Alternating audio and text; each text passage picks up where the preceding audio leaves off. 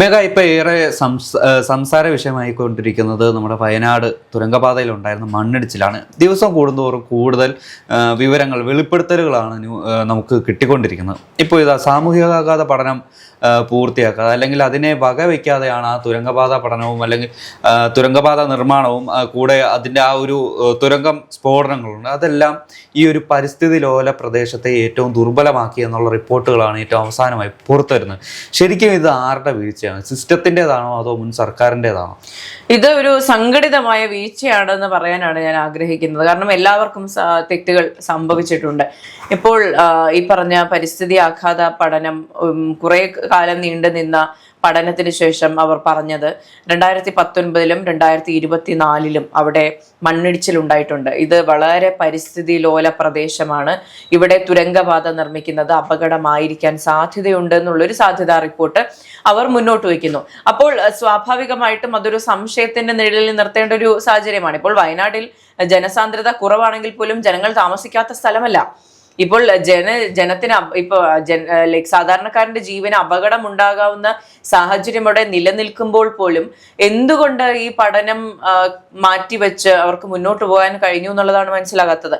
അതും പോരാത്തതിന് ഇപ്പോഴത്തെ മുഖ്യമന്ത്രി മുൻ പ്രതിപക്ഷ നേതാവായിരുന്ന കാലത്ത് വി ഡി സതീശൻ പറഞ്ഞ കാര്യമാണ്, നിങ്ങൾ തുരങ്കപാത ഉണ്ടാക്കുന്നതിനോട് എനിക്ക് ഒരു വിയോജിപ്പുമില്ല, പക്ഷേ പരിസ്ഥിതി ആഘാത പഠനം നടത്തട്ടെ, പരിസ്ഥിതിയെ കൃത്യമായി പഠിക്കട്ടെ, അതിനുശേഷം മാത്രം ഇതുമായിട്ട് മുന്നോട്ട് പോകണം എന്നുള്ള വീഡിയോസ് ഒക്കെ ഇപ്പോൾ വൈറലായിട്ട് പോയിക്കൊണ്ടിരിക്കുന്നുണ്ട്. പക്ഷെ പണ്ടങ്ങനെ പറഞ്ഞു എന്ന് പറയുന്നതിൽ കാര്യമില്ല, കാരണം കഴിഞ്ഞു പോയിരിക്കുന്നു. ഇപ്പോൾ ഒരു വലിയ അപകടവും നടന്നിരിക്കുന്നു. അപ്പോൾ നമുക്കറിയാം വെസ്റ്റേൺ ഗാറ്റ്സ് ഈ പറഞ്ഞ വളരെ പരിസ്ഥിതി ലോല പ്രദേശം, വെസ്റ്റേൺ ഗാറ്റ്സിനെ അനക്കിയാൽ വലിയ അപകടം ഉണ്ടാകുമെന്ന് മാധവ് ഗാഡ്ഗിൽ റിപ്പോർട്ടിലൂടെ അറിയിച്ചിട്ടുണ്ട്. കേരളത്തിന്റെ ഭൂപടത്തിന് വരെ ഒരു മാറ്റം വരാൻ സാധ്യതയുണ്ട്. ആ ഒരു പശ്ചിമഘട്ടത്തിന് ഒരു ചെറിയൊരു അനക്കം സംഭവിച്ച. അതെ, തീർച്ചയായിട്ടും. അപ്പോൾ അതിലൂടെ ഒരു തുരങ്കം നിർമ്മിക്കുക എന്ന് പറഞ്ഞാൽ അതിസങ്കീർണമായ ഒരു പ്രോസസ്സാണ്. ഇപ്പോൾ ടെക്നോളജി കൊണ്ട് ഇതിനെല്ലാം മറികടക്കാൻ സാധിക്കുമായിരിക്കാം, പക്ഷെ ആ ടെക്നോളജി അത്രയും എൻറിച്ച്ഡ് ആണെന്ന് ഉറപ്പുവരുത്തണമായിരുന്നു. ഇപ്പോൾ 2019-ലും 2024-ലും മണ്ണിടിച്ചിൽ ഉണ്ടായ ഒരു സ്ഥലം. അപ്പോൾ അന്ന് 5 വർഷത്തെ ഗ്യാപ്പിലാണ് മണ്ണിടിച്ചിൽ ഉണ്ടായതെങ്കിൽ ആ ഗ്യാപ്പ് കുറയാനും വീണ്ടും മണ്ണിടിച്ചിൽ ഉണ്ടാകാനും സാധ്യതയുണ്ട് എന്നുള്ള ഒരു ലോങ്ങർ പെർസ്പെക്റ്റീവ്, ലോങ്ങർ വിഷൻ സർക്കാരിന് ഉണ്ടാകണമായിരുന്നു, അല്ലെങ്കിൽ അവിടുത്തെ ഒഫീഷ്യൽസിന് ഉണ്ടാകണമായിരുന്നു. അതുപോലെ തന്നെ ഇത്രയും പരിസ്ഥിതി ലോലമായ മണ്ണിടിച്ചിൽ പ്രോണായിട്ടുള്ള ഏരിയയിൽ ഡ്രില്ലിംഗ് പോലുള്ള കാര്യങ്ങൾ നടത്തുമ്പോൾ സ്വാഭാവികമായിട്ടും മണ്ണിന് ആ ഒരു ഇളക്കം തട്ടും. അപ്പോൾ മണ്ണിടിച്ചിലിന് ആ ഒരു ആക്കം കൂട്ടുന്ന ഒരു സാഹചര്യമല്ലേ ഇവിടെ ഉള്ളത്? ഒന്ന് ആലോചിച്ച് നോക്കുക, അവിടെ നിർമ്മാണ പ്രവർത്തനങ്ങളിൽ ഏർപ്പെട്ടിരുന്ന തൊഴിലാളികൾ പലരും അപകടത്തിൽപ്പെട്ടു. ഒരു തുരങ്കപാത ഉണ്ടാക്കുക എന്ന് പറയുമ്പോൾ നൂറുകണക്കിന് ആളുകളായിരിക്കും അവിടെ നിർമ്മാണ ജോലികളുമായിട്ട് മുന്നോട്ട് പോകുന്നത്. അവരുടെ ജീവന് വിലയുണ്ടാവില്ലേ? അതുപോലെ തന്നെ ഇപ്പോൾ ഈ തുരങ്കം നിർമ്മിക്കുക എന്ന് പറയുമ്പോൾ മണ്ണിടിയുക മാത്രമല്ല, ഇവിടെ പാറകൾ ഉണ്ടാകും. പാറകൾ പൊട്ടിക്കാൻ സ്ഫോടനങ്ങൾ ഉണ്ടാകും. ഈ പൊട്ടിച്ചാണ് പാറകൾ അടർത്തിയെടുക്കുന്നത്. അപ്പോൾ ഈ പാറകൾ പൊട്ടിക്കുമ്പോൾ ഉണ്ടാകുന്ന പ്രകമ്പനവും ഈ മണ്ണിടിച്ചിലിന്റെ ആഘാതം കൂട്ടും. അപ്പോൾ ഓൾറെഡി മണ്ണിടിച്ചിൽ ഉണ്ടാകാൻ സാധ്യതയുള്ള ഒരു മേഖലയിൽ ഇത്തരത്തിലുള്ള കൺസ്ട്രക്ഷൻ വർക്കുകൾ നടത്തുമ്പോൾ സ്വാഭാവികമായിട്ടും ഇതൊരു വലിയ ദുരന്തത്തിലേക്കാണ് പോകുന്നത്. ഇനി ആഷിക്ക് പറഞ്ഞു വന്നത് നിർമ്മാണ ജോലികളിൽ ഏർപ്പെട്ടിരിക്കുന്ന ആൾക്കാരുടെ കാര്യമാണ്.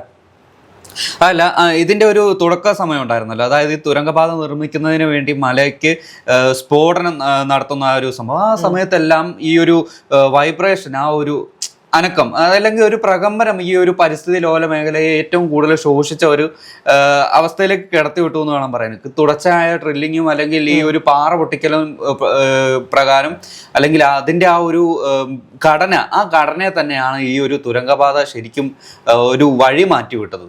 അതെ, തീർച്ചയായിട്ടും. ഇപ്പോൾ ആദ്യഘട്ടത്തിൽ MLA-മാർ വന്ന് അവിടെ മണ്ണ് കൂട്ടിയിട്ടത് കൊണ്ടാണ് എന്ന് പറഞ്ഞൊരു ഘട്ടം ഉണ്ടായല്ലോ. അപ്പോൾ ഇതിന്റെ പ്രധാന പ്രശ്നം എന്ന് പറഞ്ഞാൽ ഈ സംരക്ഷണ ഭിത്തി ചെയ്തിരുന്നത് മണ്ണിനോട് ചേർത്താണ്. ഇപ്പോൾ മണ്ണിനോട് ചേർത്ത് സംരക്ഷണ ഭിത്തി കെട്ടിയിട്ട് എന്ത് കാര്യമാണ് അവിടെ ഉണ്ടാവുക? അവിടെ പാറ കൊണ്ടൊരു കൃത്യമായിട്ടുള്ള ഒരു ബാരിയർ സൃഷ്ടിച്ച് അതിന്റെ പുറത്ത് സംരക്ഷണ ഭിത്തി കെട്ടുക എന്നുള്ളതാണ് ശരിക്കും ഫീസിബിൾ ആയിട്ടുള്ള, ശരിക്കും സേഫ് ആയിട്ടുള്ള ഒരു ഓപ്ഷൻ എന്ന് പറയുന്നത്.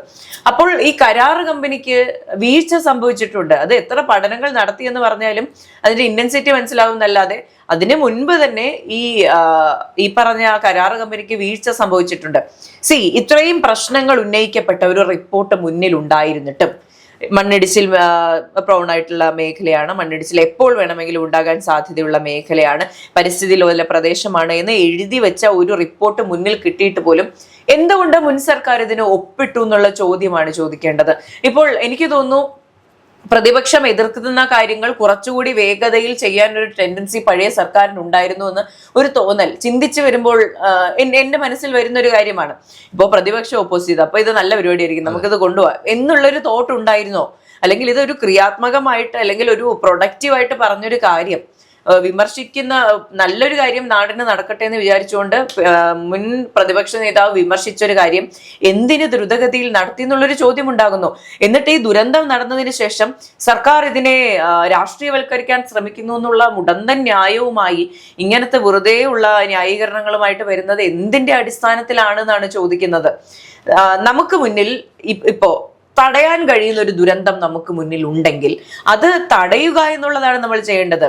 അതല്ലാതെ ദുരന്തം വന്നിട്ട് ഇതിനെ എങ്ങനെ മാനേജ് ചെയ്യാമെന്ന് ചിന്തിക്കുന്നതിനേക്കാൾ ഉപരി ഈ ദുരന്തത്തെ നമുക്ക് എങ്ങനെ മാനേജ് ചെയ്യാം, ഐ മീൻ ഇത് വരാതിരിക്കാൻ എന്ത് ചെയ്യാം എന്നുള്ളത് വേണം ശ്രദ്ധിക്കാൻ. ഇനിയുള്ള സർക്കാരുകളാണെങ്കിൽ പോലും ഇപ്പോൾ പ്രതിപക്ഷം ഇരുന്ന് കുറെ മുടന്തൻ ന്യായങ്ങൾ പറയുന്നു എന്ന് ചിന്തിക്കാതെ അവർ പറയുന്നതിൽ കഴമ്പുണ്ടോ എന്ന് ശ്രദ്ധിക്കേണ്ടിയിരിക്കുന്നു. അത് ഏതൊരു പദ്ധതിയുടെ കാര്യത്തിലാണെങ്കിലും.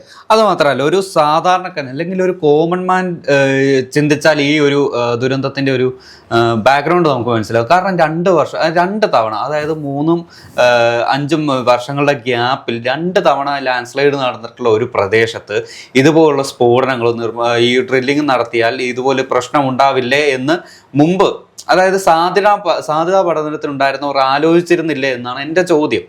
അതായത് ഇവിടുന്ന് കുറച്ച് കിലോമീറ്റർ മാറിയാണ് മുണ്ടക്കൈ ചൂരമല. അവിടെ ഉണ്ടായിരുന്ന ആ ഒരു ദുരന്തത്തിൽപ്പെട്ട് എത്ര പേർ മരിച്ചു, എത്ര കോടി രൂപയുടെ നഷ്ടമുണ്ടായി, എന്തെല്ലാം സംഭവിച്ചു എന്നെല്ലാം നമുക്ക് അറിയാത്ത കാര്യമല്ലോ.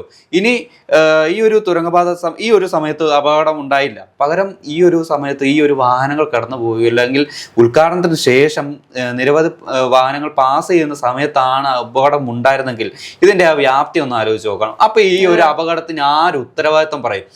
ഒന്ന് ഭരിക്കുന്ന സർക്കാരാണോ, അല്ലെങ്കിൽ അനുമതി കൊടുത്തവരാണോ, അല്ലെങ്കിൽ സാധ്യതാ പഠനം എന്ന് പറഞ്ഞ് ഈ ഒരു അപകടങ്ങളെല്ലാം അല്ലെങ്കിൽ ഈ അപകട സാധ്യതകളെല്ലാം അവഗണിച്ചവരാണോ ഇതിന് ഉത്തരം പറയേണ്ടത്? അത് നമ്മൾ ആദ്യം തുടക്കത്തിൽ നമ്മൾ പറഞ്ഞൊരു കാര്യമല്ലേ, ഇത് സംഘടിതമായിട്ടുള്ള ഉത്തരവാദിത്വം തന്നെയാണ്. ഇതിൽ എല്ലാവർക്കും ഉണ്ട്. ഈ പറഞ്ഞ കരാർ ഏറ്റെടുത്ത ടീമിനാണെങ്കിൽ അല്ലെങ്കിൽ മുൻ സർക്കാരിനും ഇപ്പോൾ മുന്നറിയിപ്പ് എന്തുകൊണ്ട് വന്നില്ല എന്ന് പറയുന്ന ചോദ്യം എന്ന് പറയുന്നത് വളരെ വാലിഡ് ആണ്. അതിന് ഇപ്പോഴത്തെ സർക്കാർ ഉത്തരവാദികളാണ്, അവർ തന്നെ ഉത്തരം പറയണം. എന്തുകൊണ്ട് ഈ സിസ്റ്റം വർക്കാവുന്നില്ല? ഇപ്പൊ സത്യപ്രതിജ്ഞ ചെയ്ത് 1 മാസമല്ലേ ആയുള്ളൂ എന്ന് ചോദിക്കുന്നതിൽ അർത്ഥമില്ല. പോയത് കുറെ ജീവനുകളാണ്. ഇപ്പോഴും മനുഷ്യരെ കാണാതായിട്ടുണ്ട്. അവരെ കണ്ടെത്താനുള്ള രക്ഷാപ്രവർത്തന പരിപാടികൾ അവിടെ നടന്നുകൊണ്ടിരിക്കുന്നതേ ഉള്ളൂ. അപ്പോൾ ഇനിയെങ്കിലും ഈ പറയുന്ന പോലെ മുന്നറിയിപ്പുകളെങ്കിലും ലഭിക്കുക, മനുഷ്യർക്ക് ജീവനും കൊണ്ട് രക്ഷപ്പെടാനുള്ളൊരു സാഹചര്യമെങ്കിലും ഇത്തരം സന്ദർഭങ്ങളിൽ ഉണ്ടാവുക. ഇപ്പോൾ ഈ ദുരന്തം ഉണ്ടാകുന്നതിന് മുൻപ് അവിടെ അപായ പ്രശ്നങ്ങൾ നേരത്തെ മുന്നറിയിപ്പുകൾ വന്നിരുന്നു. അതായത് ഇവിടെ ഒരു അപകടം നടക്കാനുള്ള സാധ്യതയുണ്ട് എന്നുള്ള റിപ്പോർട്ടുകൾ വന്നിട്ട് പോലും എന്തുകൊണ്ട് അതിനെതിരെ ആക്ഷൻ എടുത്തില്ല? At least construction നിർത്തിവെക്കാമായിരുന്നല്ലോ. അറ്റ്ലീസ്റ്റ് ഈ പറയുന്ന ആൾക്കാരുടെ ജീവനെങ്കിലും രക്ഷിക്കാനുള്ള ഒരു ബേസിക് മാന്യത കാണിച്ചിരുന്നെങ്കിൽ ഇത്രയും വലിയ അപകടം ഉണ്ടാകില്ലായിരുന്നു. അവിടെ മണ്ണിടിച്ചിലുണ്ടായി, പക്ഷെ ആളപായം ഇല്ല എന്ന് കേൾക്കുന്ന വാർത്തയായിരുന്നില്ലേ കുറച്ചുകൂടി സുഖകരം എന്ന് പറയുന്നത്?